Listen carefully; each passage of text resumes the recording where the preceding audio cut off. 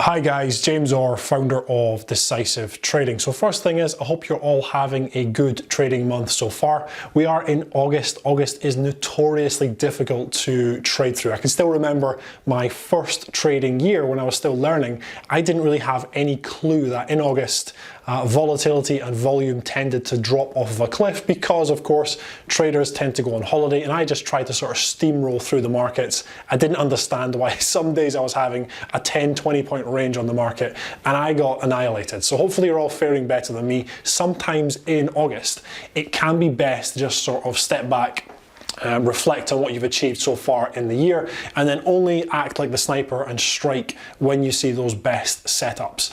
Now for today, what I want to talk about are losses. And I want to talk about losses in terms of how important they are for you as a trader. And I would actually argue and say that your losses can be, when you're learning, more important than your winning trades. They can really start to help you fast track and advance as a trader. Now, it might sound a little bit counterintuitive because what I'm saying is effectively when you're losing money, it can be a good thing. It can be better than when you're winning money. But the problem is, winning trades it's pretty easy. You know, you get into the trades, the trade starts to move in your favor, you get lots of nice profit, you click to exit the trade, and that's it, done. You just sort of pat yourself on the back. It was a really nice execution, it was a really nice trade.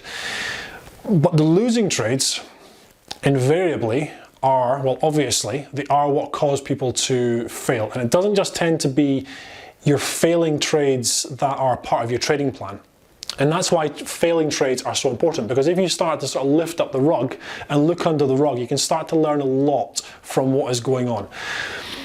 What tends to happen is you have your losing trades, and when you're learning, that can quickly spiral into a series of losing trades, and those series of losing trades either ends up with you blowing an account, or you start to look at your trading plan and you say, you know what, this trading plan's a lot of rubbish, I'm going to move on to the next one. And you sort of scrap everything and you start again. And then you have that little run of success, and then the losses come again, and the exact same thing happens all over again. It's really, really frustrating, and the problem is you're not focusing on your losses. Your losses are going to teach you so much as a trader. What you want to do when you have losing trades, of course you're going to have those sort of regular losing trades, which are just part of trading, but almost always, and I'd say 90% of the time, 95% of the time for beginner traders, if you start to look at your losing trades, you're going to find lots of trades that are not just part of your trading plan. They're losing trades that were caused by something else. And those are the trades that are really, really important, because those are the ones that can start to help you advance as a trader.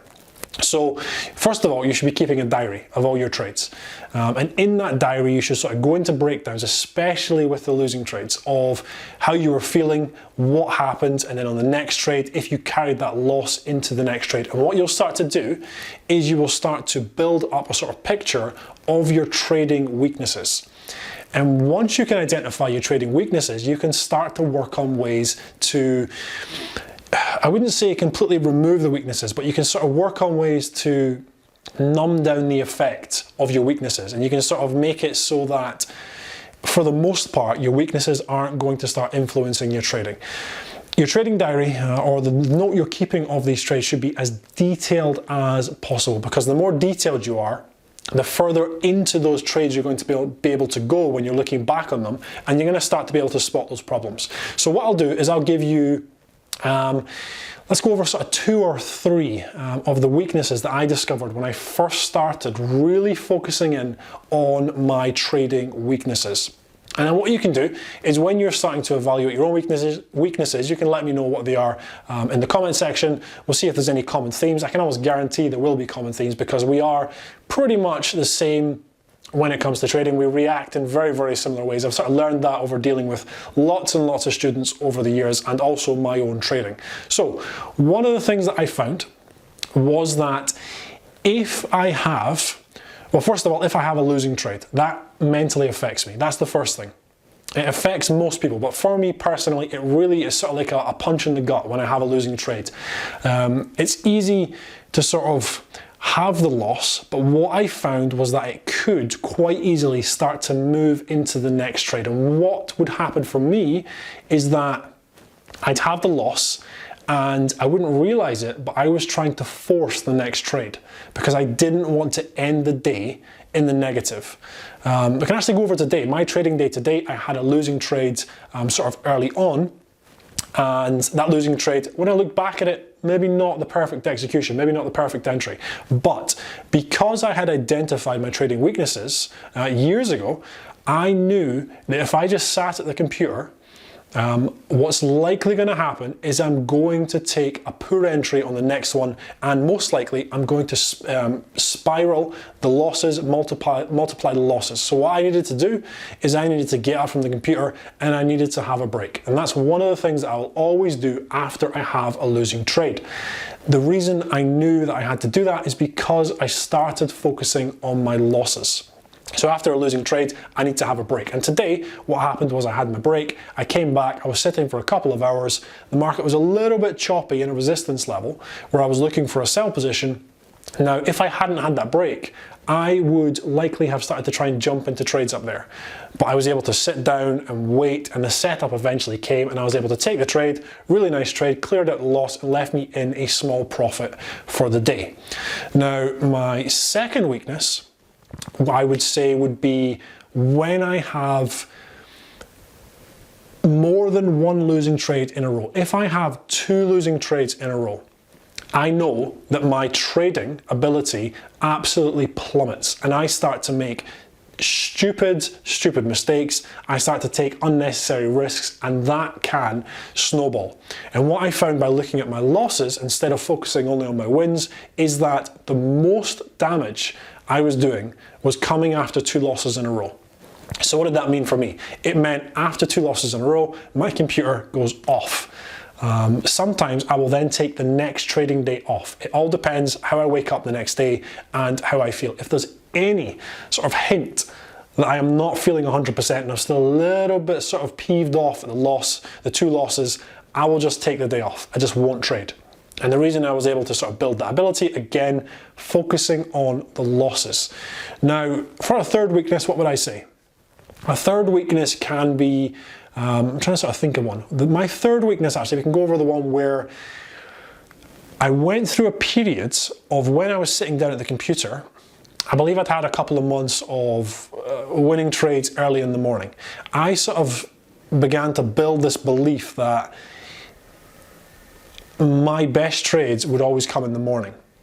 And so instead of only watching the charts in the morning and taking the perfect setups, I would try and force trades in the morning because I would sort of get this, this sort of cocky sense of entitlement. Oh, it's in the morning, this is when I trade best, I'll just take this sell position, I'll just take this buy position. And what ended up happening was having that run of good trades, the winning trades, which, as I'm saying, are not what you should be focusing on when you're learning. I started to think, because of those winning trades, that it was just part and parcel. My trading plan was good in the mornings, I just started taking trades. And what it actually started to do was those wins started to cause the losses. So it taught me that, well, first of all, the market is completely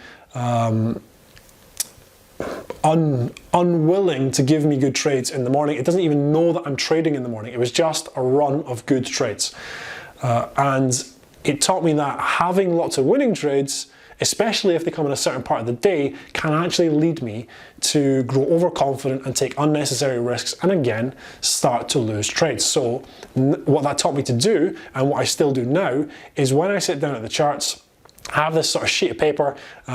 Most people, if they are not traders, if they came into my office now and they sort of sat down at the office and looked at this bit of paper, they would think it was ridiculous. It's reminding myself what I'm sitting down to do. It's reminding myself to maintain my discipline. It's reminding myself that I don't need to force trades. It's reminding myself that if I follow the plan, my account will grow. If I don't follow the plan, my account will instead fall. Again, I learned that through focusing on the losses, because the losses are more important than your winning trades. Winning is easy. Anyone can win trades.